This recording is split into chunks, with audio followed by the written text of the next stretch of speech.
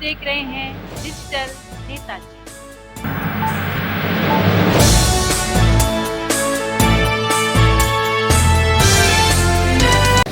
अभी हम जंतर मंतर पर हैं और हमारे साथ हैं सोशल एक्टिविस्ट राशिदा बाकी जी। राशिदा बाकी जी से जानते हैं कि असल में जोशीमठ का मुद्दा है क्या मैम इस वक्त जो चल रहा है। देखिए, मैं ज़रूरी समझूंगी कि हम किसी एक ख़ास मुद्दे की जगह जो मुद्दे हमारे देश में बहुत ज़्यादा फैल रहे हैं, क्या मैं उस पर बात कर सकती हूँ? हाँ बिल्कुल आप कर सकते हैं मैम। मैं चाहूँगी एक तो बजट से रिलेटेड जो हमारे मसले हैं उस पर बात की जाए। तो मैम जो 23 का बजट है कहीं ये 24 की आहट तो नहीं? हाँ, यही लगता है हमें। और देखिए, जिस तरह आप देख रहे हैं गुज़िश्ता टाइम में हमेशा जब भी बजट आता है तो आम लोगों के लिए बहुत तकलीफ़ें पैदा करता है, परेशानियां पैदा करता है। और मैं एक चीज़ ये भी कहूँगी कि जो गरीब जो एक चेंज लाए थे, हम लोग चेंज लाए थे भाई। चलिए, मैं अगर कांग्रेस नहीं कुछ कर पा रही थी तो लोगों को बहुत उम्मीदें थी कि मोदी जी बहुत कुछ करेंगे, बीजेपी बहुत कुछ करेगी, तो वो सब नहीं हो पा रहा। आप बताइए मुझे, गरीबों के लिए क्या हो रहा है? आप नया प्राइम मिनिस्टर हाउस बना रहे हैं, नई पार्लियामेंट का आगाज़ कर रहे हैं, लेकिन जो आम लोग हैं, जो फुटपाथ पर बैठा हुआ इंसान है, वो लोग जिनके घर में खाने को नहीं है, इलाज को नहीं है, उसके लिए क्या हो रहा है? अच्छा मैम, जैसा कि अभी बजट में इन्होंने बोला कि महिलाओं के लिए थोड़ा सा एक ऑब्जेक्टिव अमाउंट रख दिया गया कि 2 लाख रुपए का जो अमाउंट अगर अकाउंट में रखती हैं महिलाएं तो उनको लगभग 7.5% की दर से उनको ब्याज मिलेगा 2025 तक 2 सालों के लिए। लगभग 2,30,000 रुपये रिफंड होगा। साथ साथ इनकम टैक्स के लिए 5 लाख से 7 लाख जो स्लैब अमाउंट हो गया है उसको किया गया है। इस पर आप क्या कुछ कहेंगे? देखिए, अगर कुछ करते हैं तो बहुत अच्छी बात है, लेकिन इस सब से कोई बहुत बड़ा बदलाव नहीं आएगा, बहुत ज़्यादा बदलाव आने वाला नहीं है। देखिए, महिलाओं की सेफ्टी का मुद्दा था, वो आज भी जूं का त्यों है। और हमारा मकसद सिर्फ महिलाओं के लिए नहीं है, बच्चों के लिए। देखिए आप, जो बीमार लोग हैं, अभी मैं यहाँ आई हुई थी, जो कैंसर से रिलेटेड एक चल रहा था, तो आप ये देखें कि उसके लिए क्या है। जो था विकास का मुद्दा था कि विकास के नाम पर ये गवर्नमेंट आई, तो इतना कुछ ख़ास हमें नज़र नहीं आ रहा कि विकास की जगह और गरीब आदमी नीचे आता जा रहा है। और जो एक बड़े लोग हैं, जो बड़े बड़े इंडस्ट्रियल्स हैं, जाने माने नाम है, मुझे लेने की ज़रूरत नहीं। जो राहुल गांधी जी बोल रहे हैं मित्रों के लिए बजट है, मित्र बजट है, वही आप भी कहना चाह रही हैं मैम? लगभग मुझे कहने में कोई संकोच नहीं है, सच बात कहने में, क्योंकि आप ये देख रहे हैं कि देखिए वो सारी चीज़ें नहीं हो रही हैं। मैं ये नहीं कहूँगी कि कांग्रेस ने भी बहुत परफेक्ट काम किया, उसके दौर में भी ख़राब। आप आए थे तो आप उन खराबियों को दूर कर देते। आप का कोई आम आदमी से जुड़े हुए नहीं हैं।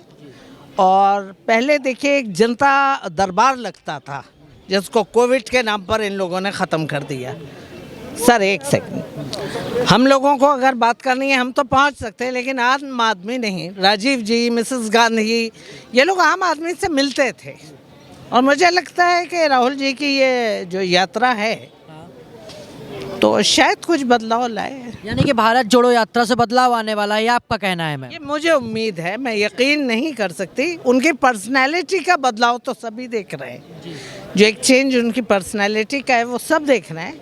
और हमारी गुजारिश है सरकार से, भाई आप रहिए, आप राज कीजिए। मैम बेसिकली बहुत बड़ा मुद्दा रहा है देश में 3 तलाक का मुद्दा, जिस प्रकार से केंद्र की सरकार ने उसे हटाया है, उसे ख़त्म किया है, उस पर आपकी क्या राय है? देखिए, 3 तलाक, मैं खुद मुसलमान लेडी हूँ। 3 तलाक का मुद्दा पहले कई मुस्लिम मुल्कों से भी ख़त्म हुआ है। और जिस तरह 3 तलाक दी जाती थी, एक्चुअली वो था ही नहीं, वो तरीक़ा ही नहीं था। उसको हमारे जो आलिम हैं, मौलवी लोग जो हैं, उन्होंने उसे गलत तरह से पेश कर रखा था। 3 तलाक के मुद्दे में अगर औरतों को कुछ राहत मिली है तो उसके लिए तो मैं गवर्नमेंट की तारीफ़ करूँगी। अच्छा काम किया है, और क्योंकि पहले ये कई मुस्लिम जो कंट्रीज़ हैं उन्होंने इसे बैन कर दिया था। मैम इस वक्त देश में बागेश्वर धाम बड़ा चर्चा में है इस वक्त। तो बागेश्वर धाम के पीठाधीश्वर धीरेन्द्र कृष्ण शास्त्री जी को लेकर के कई मौलवियों ने अपना बयान दिया है कि अगर वो उनको लेकर कई सारी टिप्पणियां करी हैं, आपका क्या मत है उस पर? मुझे थोड़ा डिटेल में बताइए। अच्छा, क्या वो एक अंधविश्वास फैलाने का कार्य कर रहे हैं, जिस प्रकार से वो लोगों का भविष्य बता देते, भूत बता देते हैं, वर्तमान बता देते हैं, तो उसका लेकर आपको क्या कहेंगे? क्या वो कोई अंधविश्वास फैला रहे हैं या फिर वो उनके पास सच में कोई दैवीय शक्ति है? देखिए सर, कोई किसी का वर्तमान तो बता सकता है, लेकिन भविष्य मैं नहीं समझती। नहीं, वो भूत बता देते हैं, यानी पास्ट में क्या हुआ है लोगों के साथ में, लोग की दिनचर्या क्या है, लोगों के परिवार में कौन कौन है, सारी चीज़ें बता देते हैं। यानी एक माइंड रीडर के तौर पे वो काम करते हैं। आप क्या सोच रहे हैं ये भी वो बता देते हैं। तो इस पर आप क्या कुछ कहें? देखिए, उनकी कोई स्टडी रही होगी। पॉमिस्ट्री एक चीज़ है, हमारे यहाँ भी है, उसे पॉमिस्ट्री को इल्म नुजूम कहते हैं। होती हैं चीज़ें लोगों की, लेकिन हमारे यहाँ इन चीज़ों को मानना थोड़ा सा, हम ये समझते हैं कि अगले क्षण में क्या होना है ये सिर्फ ऊपर वाला जानता है। गुजरी हुई ज़िंदगी तो आप चेहरा पकड़ के भी किसी का अंदाज़ा दो बात करके भी लगा सकते हैं कि उसके साथ क्या हुआ है। तो उसके बारे में मैं कोई बहुत ज़्यादा मैम चुनाव को सिर्फ 1 साल बचा हो, आम इलेक्शंस को, तो उसको लेकर के आप क्या कुछ कहेंगे? 2024 में किसकी सरकार? देखिए, अभी ये कहना तो बहुत मुश्किल है कि किसकी सरकार आएगी। मैं ये चाहूँगी ये 1 साल हर पार्टी के पास है कि वो अपने आप को साबित करे, जो सरकार चला रहे हैं वो भी, और जिनको ये उम्मीद है और चाहत है कि उनकी सरकार आए वो भी।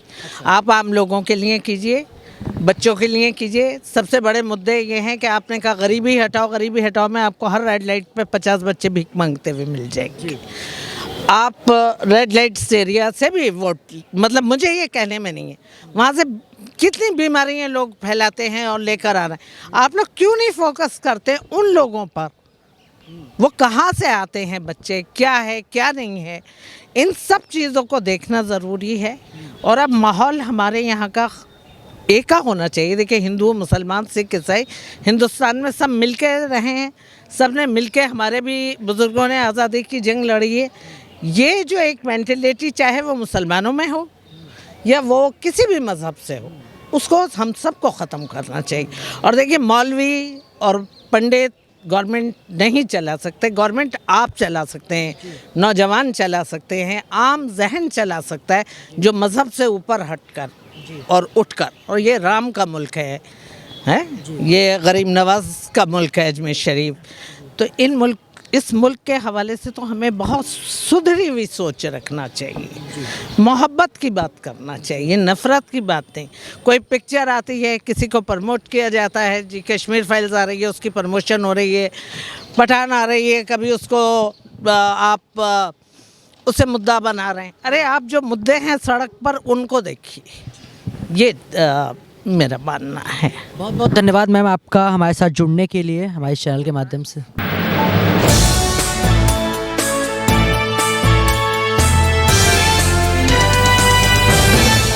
for watching.